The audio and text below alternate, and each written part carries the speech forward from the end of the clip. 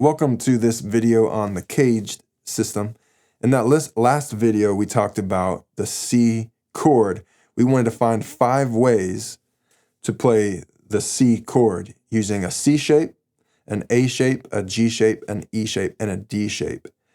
We wanted to play C chords in all those shapes. So now we're going to talk about the A chord. The 5 most common chords, or like the easy open chords, are the C and the A and the G and the E and the D. That's why I'm choosing those 5. We can make any chord using those 5 different shapes. If I wanted to find 5 ways to play a G sharp chord, we could do that. But I'm focusing on these more natural type chords that are often shaped and played. So we're looking at the A chord. We want 5 ways to play the A chord. Of course, we can start with its open position, the A. It's an A of an A. It's an A shape of an A chord in the open position. Where is its bass note? Remember, we build these chords because we know how to find their bass note. Once you find the bass note, then you build the shape that you want from that bass note. Well, A's bass note is way back here. Remember what chord is tied with, what chord shape is tied to the A shape chord, the C shape. Well, that A note is way back here. I would have to play a C back here, which obviously I can't do. But I could, here's kind of a way to think about it. I could go all the way up to the octave of that open A. The open A's octave, remember, starts over on the 12th fret. That's a quick way to find it. Everything starts over on the 12th fret. So if I land my C shape on that A note, remember, open A, 12th fret, A, still an A note. I needed to find an A note on the 2nd string to build a C shape. Again, I couldn't build the C shape down here because I have no whatever, right? No room. So I do have an A chord up here in the C shape. It's handy to know that there's a C shape, a C shape A chord up here. I'm probably going to look at that and go, no, I don't think I want to strum way up there. Maybe throw a capo there and land my C shape there so it lands on that A note on the 12th fret. I might be like, that's just way too bright. So then I go to my next one, right? So we've gone over the A shape of an A chord, a C shape of an A chord, which lands me way up here on the 12th fret. Let's go to a G shape of an A chord. So I want an A chord. I want to strum an A chord, right? That's the first thing. I want to strum an A chord, but I want to use a G shape to do it. So I want to strum my hand to make this G shape, and I want what to come out to be an A chord. Make sense?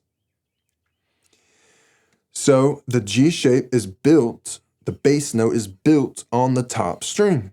So I need to find an A note on the top string. I need to find an A note on the top string. We have one memorized. G, A. There is an A note. G, A. So now I've got my note, right? Now I want to build a chord shape off of that note in a G shape. Back here, G was G. This was a G note on a G chord built on a G note. That's a G note, and that's an A note. I should be able to play the same shape here, and what comes out is an A note, an A chord. All right? So I might try to play this big old blocky thing, or I might grab my handy capo and play that A chord. Now I'm playing a G shape. I'm playing that familiar shape that I like to strum, but what's coming out is an A chord. So there was our G shape. Remember, G and E shapes are connected by the same bass note. So I can bar there. This no longer is doing anything because I have all this barred ahead of it. I'm playing an E shape on this A note, A chord, right? So there's our E shape. Now we have one more shape. The D shape, right? That's the odd man out. All right, how do we get down there on that third string? Remember, the D chord is built from the third string down, and we need to find an A note on that string so we can build a D chord kind of ahead of it. Remember that 2 down 2 over rule. A, top string, A. We get that from our E shape, remember. Octave. All right, there's our note that we can build a D chord shape from to yield an A major chord. This is wild. I can't believe you're watching this. When I build a D shape here, I get an A chord. Maybe if I just go. All right, again, sing with our mind's eye. I'm like looking at over here at this A note on top. I'm going down 2 strings, up 2 frets. There's my bass note. There's the D chord. I can also throw a capo right there. On that 3rd string down, there's my A note, and build a D shape there. Now I'm strumming an A chord in a D shape. Sweet. So that is the A chord. 5 ways to play an A chord on the guitar. Keep following in this series. It's going to keep getting more and more interesting. I'm really just trying to continue to speak the language so that things are always going to be sinking in. Little things. You might not understand everything in a video, but hopefully you'll get little snippets as we go.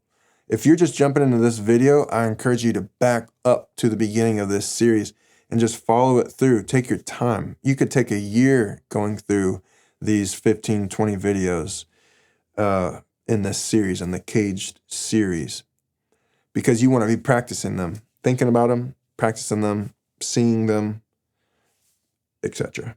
My name is Jacob Paul with Inside Out Online.